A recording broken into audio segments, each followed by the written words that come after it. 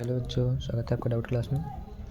तो हम लोग देखने वाले हैं ये 14 नंबर जो डाउट है ये थोड़ा हार्ड है।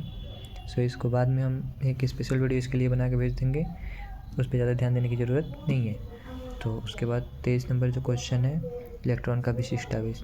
तो विशिष्ट आवेश किसे कहते हैं? मतलब चार्ज अपॉन मास का जो अनुपात होता है, चाहे चार्ज अपॉन मास बोल दिए तो अनुपात का बोलना है। चार्ज अपॉन मास निकाल देंगे तो उसका विशिष्ट आवेश निकल जाएगा। यहाँ पे पहला वीडियो बनाया हूँ लेकिन गलत हो गया है तो उसको स्किप करते हैं। तो आप लोग इतना काट दीजिए, ये काटा हुआ है, ठीक है। तो विशिष्ट आवेश जिसको स्पेसिफिक चार्ज बोलते हैं, विशिष्ट आवेश ऑफ विशिष्ट आवेश of electron is equal to charge of electron upon mass of electron. तो विशिष्ट आवेश इलेक्ट्रॉन का विशिष्ट आवेश किसे कहते हैं? तो इलेक्ट्रॉन का चार्ज तथा उसके मास के अनुपात को विशिष्ट आवेश, इलेक्ट्रॉन का विशिष्ट आवेश कहते हैं। तो इसका चार्ज होता है 1.6 × 10⁻⁻19 अपॉन 3.1 × 9.1। इसका मास होता है 9.1 × 10⁻31 kg। समझ में आया? इसको कटा देंगे, कटाएंगे इसको तो इसमें भाग देंगे तो होगा 0 पॉइंट ऐसे आ जाएगा 1 हो गया। उसके बाद कितना हो जाएगा 160 9 6 6 9 फिर 0। तो 1 मिनट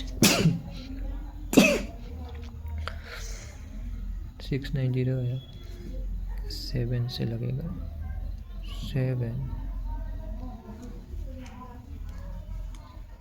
उसके बाद ऐसे ही कुछ आएगा। सो 2 अंक मिल गया तो समझ जाइए 2 अंक फिजिक्स में उतना बड़ा नहीं किया जाता है। तो 0.17 × 10⁻⁻19 आई माइनस में है, पावर ऊपर जाएगा प्लस में हो जाएगा इंटू 10⁻+31। तो जब ये दोनों समान हो ना तो उसका घात जो होता है जुड़ता है।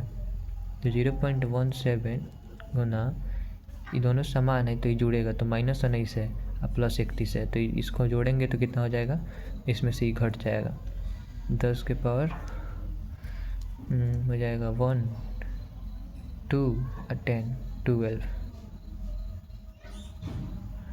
12 हो जाएगा। तो इसको 1.7 कर दिया जाता है क्योंकि पॉइंट इधर लिख दिया जाता है। ऑप्शन में भी वैसे ही होगा 1.7 × 10⁻⁻11 क्योंकि एक कम हो जाएगा। यहाँ पे समझ में नहीं आया होगा, एक स्टेप और बढ़ाता हूँ 0.17 × 10⁻1 × 10⁻11 11 1 12 होता है, वैसे लिखते हैं 1.7 × 10⁻11। ये हो गया हमारा विशिष्ट आवेश। तो ऑप्शन में देखते हैं 1.8 1.9 1.7 तो है ही नहीं, तो इसके लिए टेंशन नहीं लेना है। 1.7 या 1.8 मतलब बराबर ही है, बस हम लोग पावर से मिलाएंगे, पावर से। लेकिन 10 के पावर 11 इसमें 10 के पावर -19 यहाँ पे है, 10 के पावर -29 यहाँ पे, तो 10 के पावर -11 सही हो जाएगा। सो एक डाउट क्लियर हुआ। अब अगले डाउट की ओर 33 नंबर क्वेश्चन। चलिए देखते हैं इसको 33 नंबर को।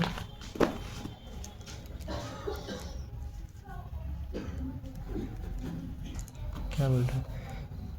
विद्युत द्विध्रुव विद्युत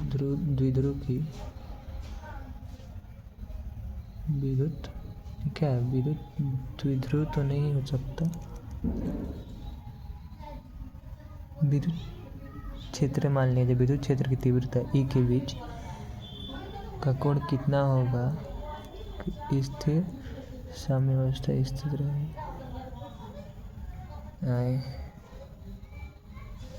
विद्युत पी हम एक ही के बीच स्थिर साम्यावस्था है। विद्युत द्विध्रुव स्थिर साम्य। अच्छा, अब समझ में आया। हम लोग को वो पढ़ना है, हम लोग एक पढ़े थे इसे टाउ बराबर पी ई साइन थीटा। तो पी हो गया विद्युत द्विध्रुव आघूर्ण, ई हो गया ई विद्युत क्षेत्र की तीव्रता जो ये बोल रहा है। विद्युत द्विध्रुव आघूर्ण पी तथा विद्युत क्षेत्र की तीव्रता ई के बीच कोण का मान कितना होगा, मतलब साइन थीटा का मान कितना होगा। कि विद्युत द्विध्रुव स्थित में रहे, मतलब स्थिर साम्यावस्था में रहे, मतलब विद्युत द्विध्रुव रुक जाए, विद्युत द्विध्रुव का मान 0 हो जाए। तो साइन कितने का मान 0 होता है? साइन 90 डिग्री का मान 1 और साइन 0 डिग्री का मान 0। नहीं क्या पता, आंसर में देख लिया। 33 के लिए साइन 0 का मान 0 होता है तो साइन 0 डिग्री, तो टाउ बराबर पी ई साइन 0 डिग्री का मान 0 होता है तो ये पूरा 0 हो जाएगा। 0 टाउ बराबर 0, तो 0 पिच का कोण 0। हाँ, समझ में आ गया। तो ऐसे ही होगा, साइन थीटा बराबर 0 होगा। 0 डिग्री पे इन दोनों के बीच मतलब रुक जाएगा ये। उसके बाद 36 नंबर, परावैद्युतांक का ऐसा ही मात्रक है। तो न्यूटन, इसका होता है न्यूटन मीटर स्क्वायर प्रति कूलम्ब स्क्वायर। तो इसमें देखिए तो न्यूटन